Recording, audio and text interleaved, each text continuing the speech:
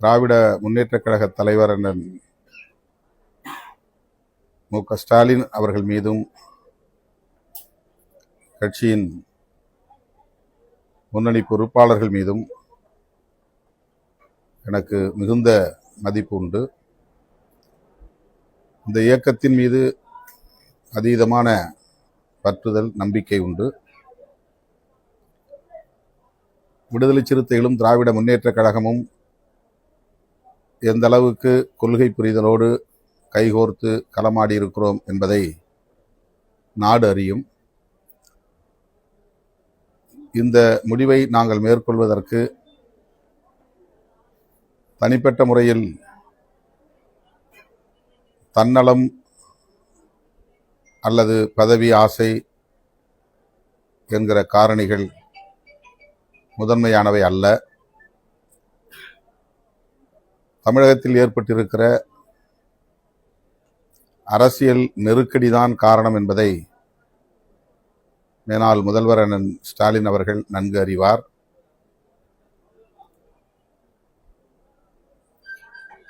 நாங்கள் இப்படி ஒரு முடிவை எடுக்க இருக்கிறோம் என்பது குறித்து அவரிடத்திலே வெளிப்படையாக நாங்கள் மனம் திறந்து பேசியிருக்கிறோம்.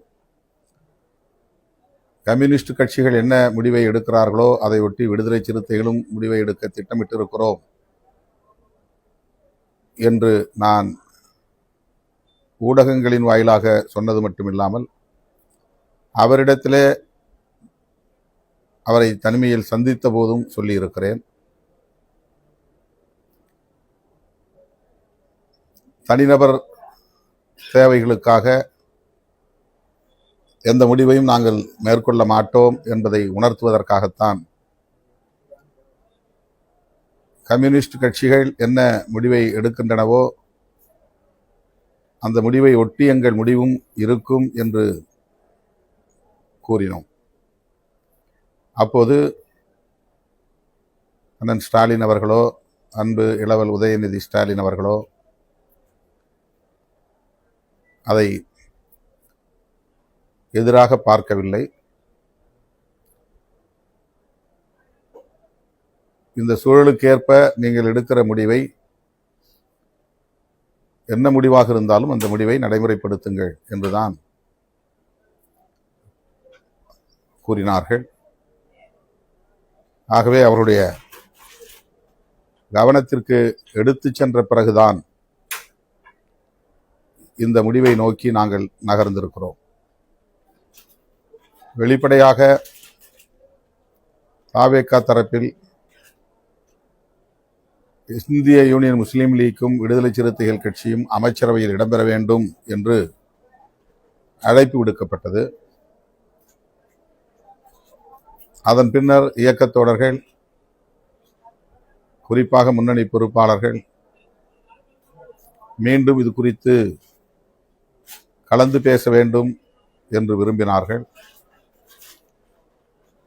8ஆம் தேதி இரவு நடந்த உயர்நிலைக்குழு கூட்டத்தில் பெரும்பான்மையான தோழர்கள் 32 பேரில் ஒரு சிலரை தவிர பெரும்பான்மையான தோழர்கள் ஆதரவு நல்குவது என்று முடிவெடுத்து விட்ட பிறகு அமைச்சரவையில் இடம்பெறுவதுதான் சரியாக இருக்கும் என்ற கருத்தை முன்வைத்தார்கள்.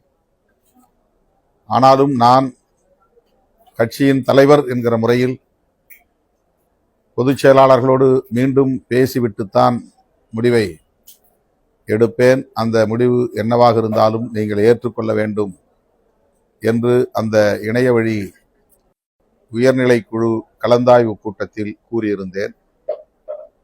அதன்படி 9ஆம் தேதி நண்பகல் வேளையில்தான் நாங்கள் 3 பேரும் ஓரிடத்திலே சேர்ந்து பேசுவதற்கான சூழல் உருவானது. அதேபோல வெளியூர்களில் இருந்து சட்டமன்ற உறுப்பினர்களும் நண்பகல் 1 மணிக்கு மேல்தான் வந்து சேர்ந்தார்கள். அந்த கூட்டத்திலும் கூட அமைச்சரவையில் இடம்பெற வேண்டும் என்ற கருத்து மேலோங்கியது என்றாலும் நான் வெளியிலிருந்து ஆதரவு நல்குவது என்பதை வலியுறுத்திய நிலையில் 2 பொதுச் செயலாளர்களும் அதற்கு உடன்பட்டுதான் 9ஆம் தேதி 4:45 மணி அளவில் எமது கட்சியின் தலைமையகத்தில் நான் ஊடகவியலாளர்களை சந்தித்த போது ஆட்சி அமைப்பதற்காக மட்டுமே எங்கள் ஆதரவை நல்குகிறோம் என்ற கருத்தை பதிவு செய்தேன். அதன் பிறகு இயக்கத் தோழர்கள் இந்த முடிவை மறுபரிசீலனை செய்ய வேண்டும் என்று தொலைபேசி வாயிலாகவும் வாட்ஸ்அப் மூலமாகவும் கருத்துக்களை பகிர்ந்து கொண்டே இருந்தார்கள். அப்படி ஒரு சூழலில்தான் தவேகா தரப்பில் வெளிப்படையான அழைப்பு வந்தது. அந்த அழைப்பை மறுதலிக்க கூடாது, தவிர்க்கக்கூடாது, அமைச்சரவையில் இடம்பெற வேண்டும் என்ற கருத்து மீண்டும் மேலோங்கியது. ஆகவே கட்சியின் நலன்களை கருத்தில் கொண்டு நானும் அந்த நிலைப்பாட்டுக்கு இணங்கும் சூழல் உருவானது. அப்போது நானே அமைச்சரவையில் இடம்பெற வேண்டும் என்கிற கருத்து மேலோங்கியது. அதற்கு நான் இணங்கவில்லை. கட்சி அமைச்சரவையில் இடம்பெற வேண்டும் என்ற நிலைப்பாட்டை எடுப்பது உறுதிப்படுத்தப்பட்ட நிலையில் தேர்ந்தெடுக்கப்பட்ட சட்டமன்ற உறுப்பினர்களுள் 30 ஆண்டுகளுக்கு மேலாக என்னோடு பயணித்து வருகிற,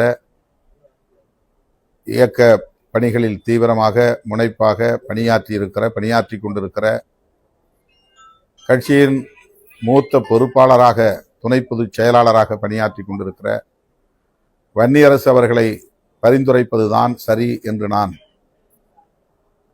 முடிவு செய்தேன். இயக்கத் தோழர்களின் ஒப்புதலை பெற்றேன். அதன் அடிப்படையில் நாங்கள் இணைந்திருக்கிறோம். இதில் மேற்கொண்டு கருத்து சொல்வதற்கு எதுவும் இல்லை. அமைச்சரவையில் நீங்க பங்கேற்று இருக்கிறதுனால திமுக அவர்கள் இந்த கூட்டணிக்கான நிலைப்பாடு என்னவா கூட்டணி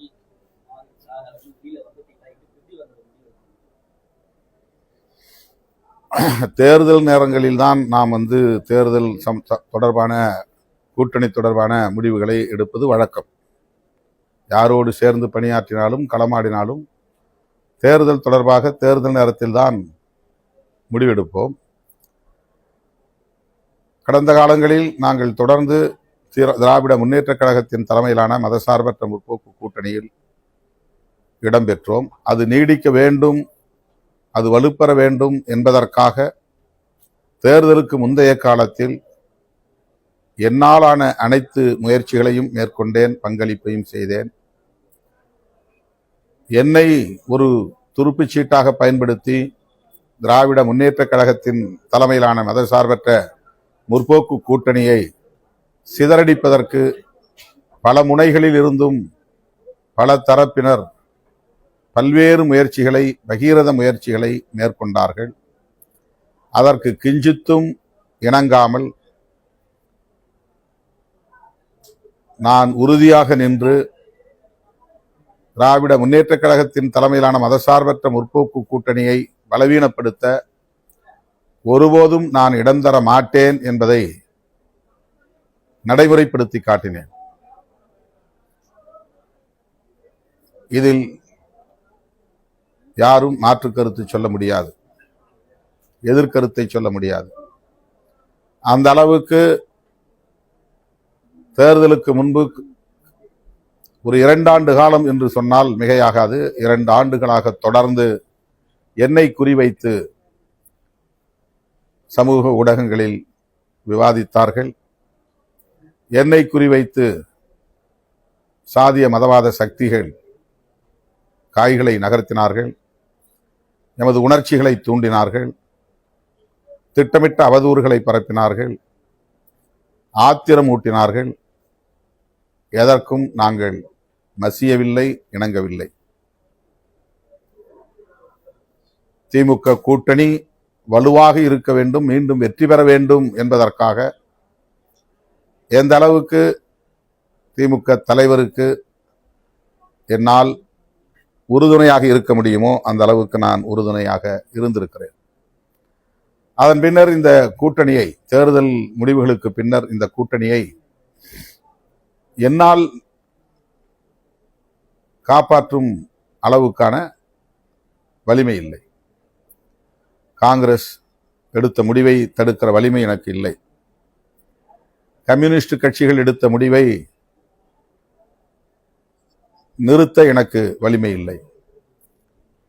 அதேபோல இந்திய யூனியன் முஸ்லீம் லீக் கட்சியின் நிலைப்பாட்டுக்குள் என்னால் தலையீடு செய்ய முடியாது. இன்றைக்கு சமூக ஊடகங்களில் விவாதிக்கக்கூடியவர்கள் மீண்டும் என்னை மட்டுமே குறிவைத்து கடுமையான விமர்சனங்களை,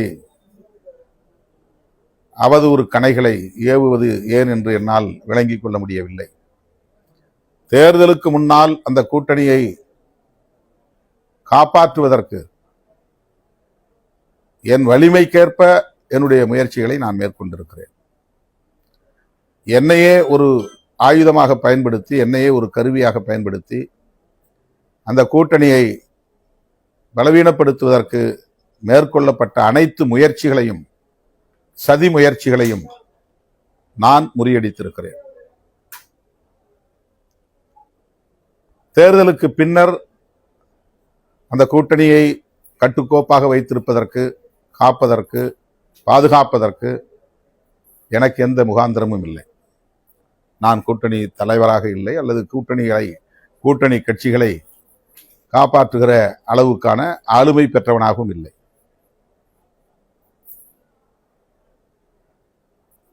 தேர்தல் முடிவுகள் வந்த கையோடு காங்கிரஸ் எடுத்த முடிவு, அதனை ஒட்டி அடுத்து நிகழ்ந்த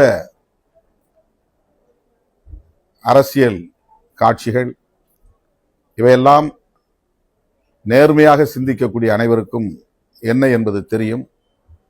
நாங்கள் அவசரப்பட்டு விடவில்லை, அவசரப்படுத்தினார்கள்.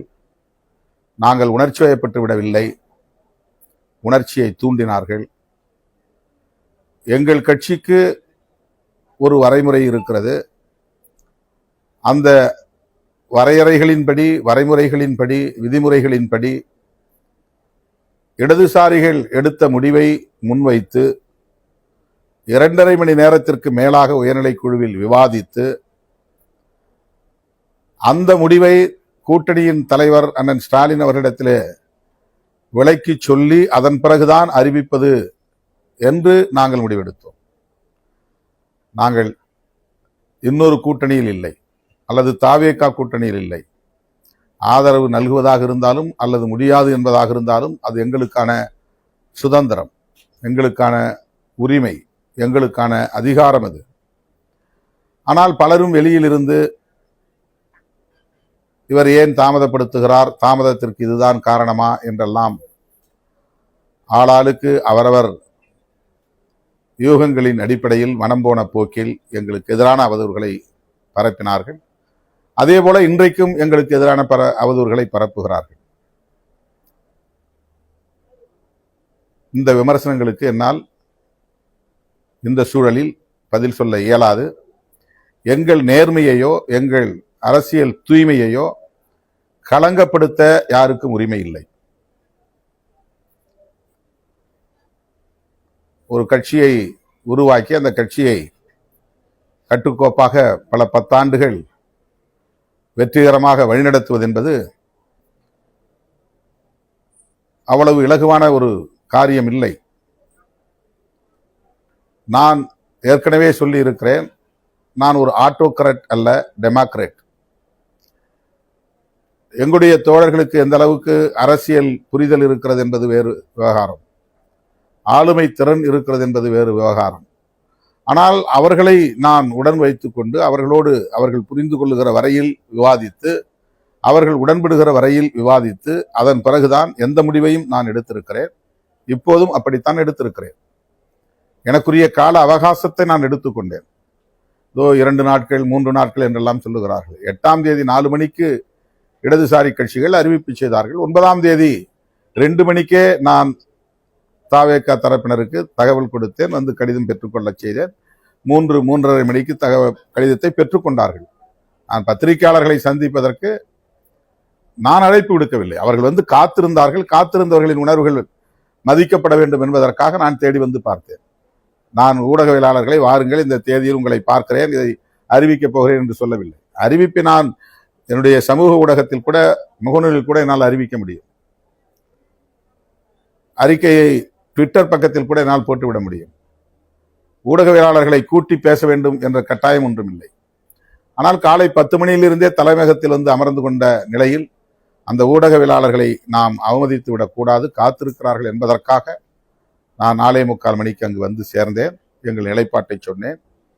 இந்த முடிவை மிக மிக நிதானமாகத்தான் நாங்கள் எடுத்திருக்கிறோம். எங்கள் மதசார்பற்ற முற்போக்கு கூட்டணியின் தலைவர் அண்ணன் ஸ்டாலின் அவர்களின் கவனத்திற்கு கொண்டு சென்று அவருடைய வாழ்த்துக்களோடு தான் அல்லது ஆதரவோடு தான் அல்லது இசைவோடு தான் இந்த ஆதரவை நாங்கள் வழங்குகிறோம் என்று அறிவித்துவிட்டுத்தான் வழங்கியிருக்கிறோம். இருக்கிற அரசியல் சூழலை அவருக்கு இருக்கிற அரசியல் பக்குவத்தின் அடிப்படையில் புரிந்து கொண்டு 5ஆம் தேதியே எங்கள் அனைவரையும் அழைத்து நாம் எல்லோரும் ஒற்றுமையாக இருந்து செயல்படுவோம், அவர் ஆட்சி அமைப்பதற்கு இடையூறாக நாம் இருக்க வேண்டியதில்லை என்ற கருத்தை சொன்னார். அதுதான் அவருடைய பக்குவம், அவரது அரசியல் முதிர்ச்சி. ஆகவே எங்கள் அரசியல் நேர்மையை அல்லது கூட்டணிக்கு நாங்கள் எந்த அளவுக்கு உற்ற துணையாக இருந்திருக்கிறோம் என்கிற அந்த நம்பகத்தன்மையை போகிற போக்கில் கேள்விக்குள்ளாக்குவது, களங்கப்படுத்துவது ஒரு திட்டமிட்ட அவதூறு. விடுதலை சிறுத்தைகளின் வளர்ச்சியை பிடிக்காதவர்கள் தொடர்ந்து காலம் காலமாக எங்களுக்கு எதிராக காழ்ப்புணர்வை கக்கிக் கொண்டிருக்கிற கும்பல் திரும்ப திரும்ப இதை செய்து கொண்டிருக்கிறது. எனவே இது குறித்து நாங்கள் மேற்கொண்டு கருத்து சொல்ல விரும்பவில்லை. அமைச்சரவையில் நான் இடம்பெற வேண்டும் என்கிற விருப்பத்தை தாவேகா தரப்பில் வெளிப்படுத்தினார்கள். நான் அதில் உடன்பாடு இல்லை என்பதை தொடக்கத்திலேயே சொல்லிவிட்டேன். இப்போதும் அந்த நிலைப்பாட்டில் தான் நான் இருக்கிறேன். அது ஏன் யூகமான கேள்வி? எல்லாமே யூகமான கேள்வியை கேட்டு யூகமா பதில் சொல்லி அதை நீங்க திசை திருப்பி திரிபுவாதம் செய்து அவதூறு பரப்புவதுதான் வழக்கமா இருந்து கொண்டிருக்கிறது. யூகமான கேள்விகளுக்கு இங்கு இடமில்லை. காங்கிரஸ் நாடாளுமன்ற தேர்தல், அடுத்து உள்ளாட்சி தேர்தல் எல்லாத்துலயுமே தாவேகாவுடன் கூட்டணி அப்படின்றத அவங்க அந்த முடிவை எடுத்துட்டாங்க. நாங்க அப்படி இந்த முடிவை நாங்க எடுத்தது, இடதுசாரிகள் எப்படி வெளியிலிருந்து ஆதரவு தெரிவிக்கிறார்களோ அதை போல்தான் நாங்களும் ஆதரவு தெரிவிப்பது என்ற முடிவை எடுத்தோம். ஆனாலும் அரசியல் சூழலுக்கு ஏற்ப இந்த முடிவையும் நாங்கள் எடுக்கும் நிலைக்கு ஆளாகி இருக்கிறோம். அவ்வளவுதான். எதையுமே நான் உங்கள்கிட்ட பேசல. அப்புறம் திரும்ப ஒரு யூகமான கேள்வி எதுக்கு? அது தேர்தல் வரட்டும், தேர்தல் நேரத்தில் பேசலாம்.